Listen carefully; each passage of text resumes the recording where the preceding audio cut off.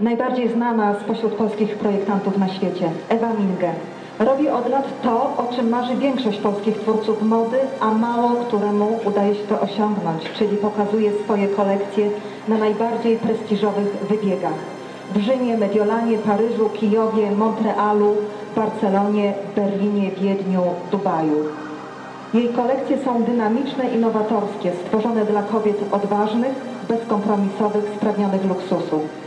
Gra kontrastów, luksus, dbałość o detale, a z drugiej strony nonszalancja i odrobina szaleństwa.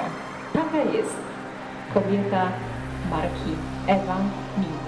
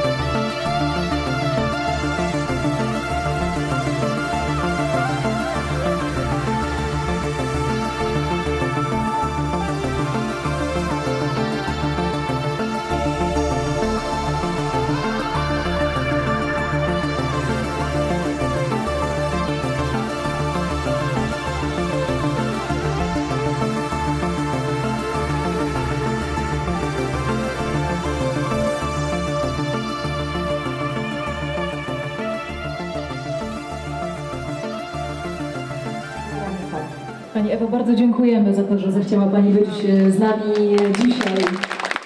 Zapraszamy za rok.